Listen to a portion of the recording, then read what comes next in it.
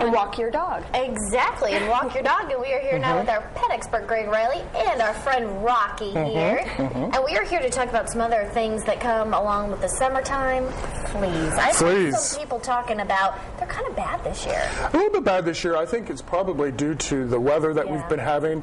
We've been having a lot of rain. And let's face it, this summer's been a little bit cooler than usual. And it's going to be a great recipe for fleas multiplying and so forth.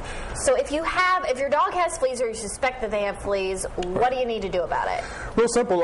Probably the first thing that you can do is just simply check your dog. And all I'm going to do is just kind of take my thumb and just basically roll the back of his hair. And if you start seeing them moving around, obviously you've got fleas. Okay.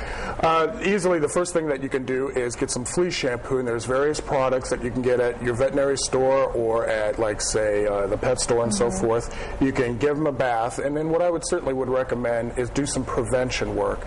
Either some sort of topical, like, say, Advantage or Frontline or Advantix would be very proper for this time of the year. And so if you do have fleas, you also need to treat not only your dog but also your house. I heard they're really hard to get rid of.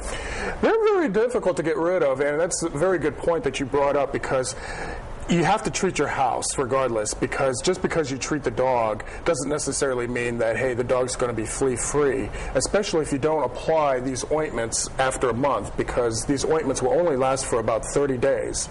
So what you definitely need to do is go to your local hardware store right around in this area, get a flea balm, okay?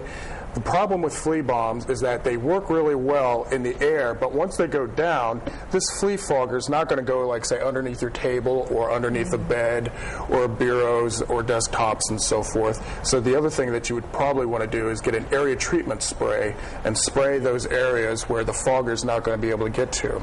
Once that's done, vacuum, vacuum, vacuum like crazy. I cannot stress that enough. And make sure you throw away your vacuum cleaner bag. Oh, okay. Very good. Very good. Go ahead. I know I use flea collars on my dog.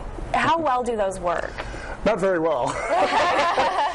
The biggest problem... Well, that's a good question. I mean, the biggest problem with flea collars is that it's only going to treat and kill the fleas that are around the neck of the dog. Now, if fleas are right around here where Rocky's tail is, those fleas are going to be fine, they're going to be happy and multiplying and basically still making Rocky miserable. So if you want to do the flea collar, you can. I certainly would still recommend doing some sort of topical ointment on the dog also. Have you had to deal with fleas with your dog, Champ? No, not yet. Thank goodness. And I adopted him 2 years ago, and he's been flea-free. Very good. Well, if people have more questions for Greg, you can always email us at news10@WTHI-TV.com. If you have any kinds of questions, ask Greg, and you'll answer them next month. Sure, that sounds good. And if you have some more questions for Greg about fleas or anything to deal with that, you can also, I think we're going to put up a graphic on the screen with his phone number at the Honey Creek Animal Hospital. There it is. Thank you so much, Greg. Thank you, Rocky.